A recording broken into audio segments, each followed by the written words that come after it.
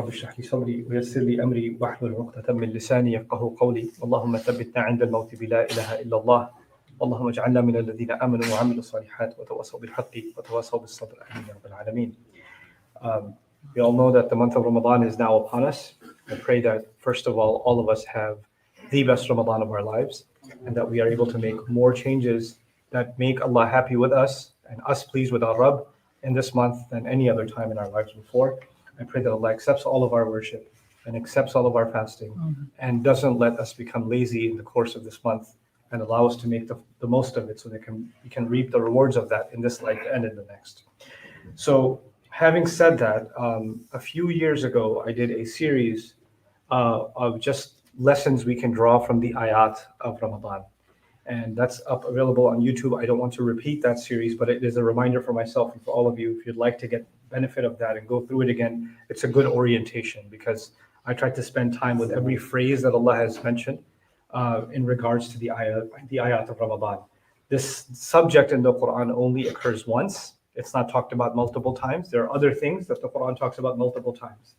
So everything we had to learn about it has been packed into one section, one passage. So it must have quite a few very heavy things. Each phrase has many heavy lessons in it, which is why I think it's beneficial for you to go through that. But the purpose of today's khutbah is actually, first and foremost, to try to summarize at least 5 things that everybody, myself, all of you, should have in mind about Ramadan. We should, just reorient ourselves, mentally prepare ourselves, spiritually prepare ourselves.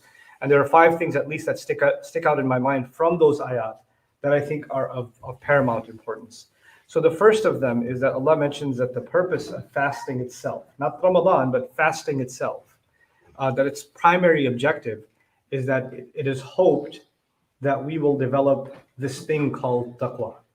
And taqwa is probably one of the most fundamental demands of the Quran. It is a description. The people of Jannah are called al-muttaqeen, for example. The people that have taqwa are the people of Jannah. Many places in the Quran, Allah Azza wa Jal will say that He has given us this guidance, given us this revelation so that we can have taqwa. Prophets are told, alayhimus salam, go to these people, maybe they'll get taqwa. لَعَلَّهُمْ يَتَّقُونَ وَيُحْدِثُ لَهُمْ ذِكْرًا. So taqwa is this, one of the core, if you were to think of Islam or the message of the Quran like a building, one of its most fundamental pillars is taqwa. So a person, like one of the objectives of our religion is that I and you should have this quality inside of me, this thing called taqwa inside of me. Now this word comes from waqa and yaqi wiqayatan, which means protection, actually. And this is the same origin as the word that many of you know, the dua, رَبَّنَا آتِنَا فِي الدُّنْيَا حَسَنَةً وَفِي الْآخِرَةِ حَسَنَةً وَقِنَا عَذَابَ النَّارِ. The qi is from the same origin as the word taqwa, actually. And we say it in the meaning of protect us from the punishment of the fire. So it actually has, this word in its essence has to do with protection. And the ifti'al pattern, this ittaqa form, what that does in Arabic, it makes the meaning to protect yourself. So if I am having taqwa, that actually means I'm protecting myself. So when you protect yourself from something dangerous, that's why a lot of times you might see in translations, taqwa will be translated as fear, right? But it's actually not fear. The Arabic word for fear is khawf. And wajal and khifa. There are other words in Arabic for fear. But this word taqwa actually has to do with protection of self. For example, وَكَيْفَ تَتَّقُونَ إِن كَفَرْتُمْ, or وَاتَّقُوا يَوْمًا, or وَاتَّقُوا النَّارَ الَّتِي أُعِدَّتْ لِلْكَافِرِينَ. Protect yourselves from the fire. And some places Allah will actually use the outside form and say, قُوا أَنفُسَكُمْ وَأَهْلِيكُمْ نَارًا. Protect yourselves and your families from the fire. Now, obviously, we protect ourselves from things that are dangerous. So when you go home and you lock the door before you keep going through, you've just done a small act of taqwa because you don't want somebody to walk in. When you leave the car in the parking lot and you put the alarm on, you've actually engaged in an act of taqwa trying to protect yourself in the car. So we take these measures all the time. In fact, a simple example of taqwa outside of the spiritual realm is if the weather's really cold outside, you're going to put a coat on before you go out. That's actually taqwa too. Any measure you take to defend yourself, to protect yourself from any kind of danger or threat is actually an act of taqwa. So that's the first thing we have to understand. But there's another dimension of taqwa. So for example, your you really love making your father proud, right? And he knows there's this one habit you have, that is going to disappoint him. Or when he sees your room is messy, that he's going to be disappointed. He won't punish you, but there's going to be a look on his face. And that look on his face is like the death sentence for you. Like that's the worst thing that ever happened to you, is that look on his face. So when your mom just says, hey, your dad's coming over in 10 minutes or something, in those 10 minutes, you're going to clean up that room, not because you're afraid of your father. You're going to protect yourself from what? From that feeling. You're going to protect yourself from disappointing him. That's actually, it's protecting yourself isn't just about someone you fear. It's also about someone who you fear disappointing, someone you fear hurting the feelings of. So we do this kind of thing. For example, if your children, you don't want to have conversations about financial difficulty that you're having, maybe, right? And you've got your dinner table and you've got all the bills spread out, right? And you're talking to your wife or your husband about the financial issues, and the kids walk in the room.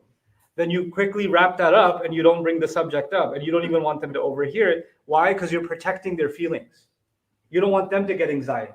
You don't want them to worry about that. You understand? So this is engagement of taqwa. Similarly, women or men that are grandfathers or older, they're sick, right?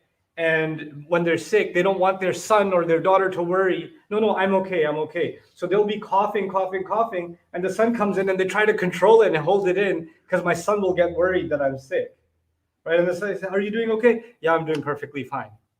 Some people will even hide doctor's reports and things like that, right? Why? They're not afraid to tell their children, but they're worried about the feeling that they will get, right? The anxiety that they will have. That's actually also an expression of taqwa in everyday life. But this taqwa, Allah wants us to have it with Him. He wants to have, for all of us, to develop taqwa of Him. Now, what does that mean? At one level, it means I'm afraid of making Allah angry. That's certainly one of the meanings of taqwa. Meaning Allah is capable and very much has warned me about things that are punishable, and I want to be afraid of that and be mindful of that and take protective measures to secure myself, right? By the way, the famous narration of Umar radiallahu anhu, when he was asked to describe taqwa, was about a loose cloth that you're walking through a thorny path and you're trying to secure yourself so your clothes don't get caught in the way, is actually, again, an image of someone protecting themselves, right? Taking extra precautions. But another dimension of our taqwa with Allah is that I really don't want to disappoint Allah. Allah has done so much for me, and I don't want to give Allah the impression that I am ungrateful for what He's done for me. That's also actually taqwa. So taqwa isn't just driven by fear, it's driven by love too. So I don't want you and I to think about taqwa as just something that's driven by fear. There are other driving emotions and aspects of my relationship with Allah that are also part of what taqwa is.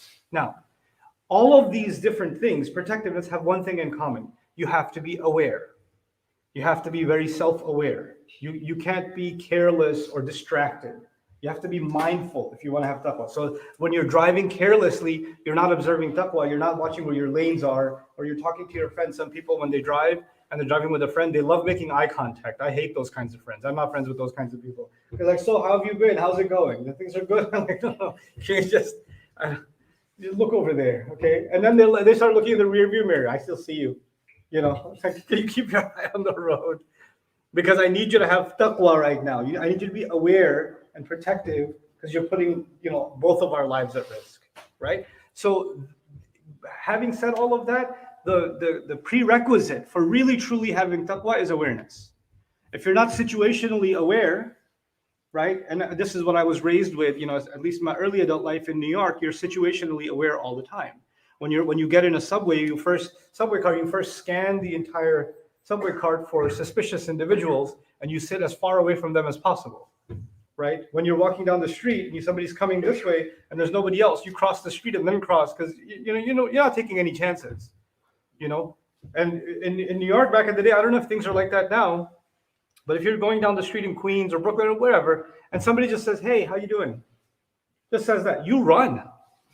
You don't wait for, And so when I moved to Texas, and everybody who passed by said, "How's it going? Good morning." I'm like, oh, because the taqwa kicked in. Right? So you're constantly in a mode, because you don't know what's coming next, So I'm sharing all of that with you because Allah says, this is point number one. I got to hurry up the rest of them. Allah says that the goal of fasting, the primary goal of fasting, is that all of us develop taqwa, that all of us become aware and protective and cautious, right? And we become protective for what purpose? For the purpose of not disappointing him and not angering him, or the purpose of not losing our blessings. You can be protective when you're protecting something precious too, right? Not just because you're afraid, because you want to hold on to something precious. So this is related directly to fasting. And I just want to simply remind you, though I've talked about it, many times, I just want to simply remind myself also and you, how are these two things related to each other? How are you becoming so aware when you're fasting? Well, when you and I are fasting, our bodies are being deprived. I'm being deprived of hydration. I'm being deprived of food. And it doesn't matter how well you can sustain yourself and what good stamina you have, if you're used to eating food after a certain number of hours, it's going to hit you. It's going to start having an impact on your energy levels. You're going to start feeling the growl in your stomach. You're going to start feeling drained. Your body is actually telling you, the body that Allah has created, is telling, your stomach is telling you, your throat is telling you, feed me, replenish me. Basically, your insides are telling you, disobey Allah. Your body is communicating with you, and it's sending messages to your brain to disobey Allah. That's what it's doing for hours. And this is not even a want, it's a need. It's actually a need. It's above and beyond a want. And yet, even if you're at the office and there's no Muslims around, or you're at home and your parents aren't there, and there's a big, piece of chocolate cake sitting there on the table and you're fasting, it's not like you're going to look around and try a bite. There's no camera. There's nobody else. You're just aware that Allah doesn't want me to do that, so I won't do it. Doesn't matter how hungry I get. Doesn't matter how thirsty I get. Doesn't matter how tempted I get. I won't cross the lines Allah doesn't want me to cross. Even if my body is screaming for it. Even if everything inside me will be so much more relieved if I just do this. If I just take this one sip. There's one sip. I remember I used to do these weird experiments. These are like taqwa experiments on myself. When I remember from 7 years old, I was doing weird things. Because it was in Saudi, it was extremely hot, right? And it's Ramadan. And you get all fired up. I'm going to do it. I'm going to fast this year. 7 years old. You didn't have to, but I did it. And then it was insanely hot. So I was like, so what could I do? Can I drink water and just gargle it? Does that count? Or what if I just take this chocolate and just put it right here? Just a little bit. Would that count? I'll spit it out afterwards. But when you mature, what do you realize? You can't even go near that stuff. You're going to protect yourself. 30 days of that. And what do you develop? The fasting is over. And you know what happens a couple of days even after Ramadan is over? You're about to reach for that banana and you think twice. Oh. Or even if you eat it, it's like, oh, what have I done? Oh, wait, it's over. Because you're so conditioned, right? What has that done? It's trained you. The fasting of that duration has trained you and me to actually be aware of Allah's presence constantly. So we're living taqwa for that entire month. Taqwa is supposed to be this abstract thing. You should have consciousness and mindfulness of Allah. What mindful exercise can I do? Allah gave us this incredible institution of fasting. It's an incredible thing that you can actually bring taqwa into your life. لَعَلَّكُمْ تَتَّقُونَ. Right? So this is actually the first most important thing that I need to remember about fasting. And the point of the fasting is when this 30-day training is over, and I have the rest of the time, the rest of my year, then I'm going to have to use this awareness that I built. It's going to help me demonstrate taqwa even when I'm not fasting. It's going to help me develop taqwa when I'm talking to somebody. It's going to help me develop taqwa when I open up my phone. It's going to help me develop taqwa when I'm at work or with my friends. When nobody else is around, Allah is still around. Right? Allah is still watching. So that's actually the first and primary objective of taqwa.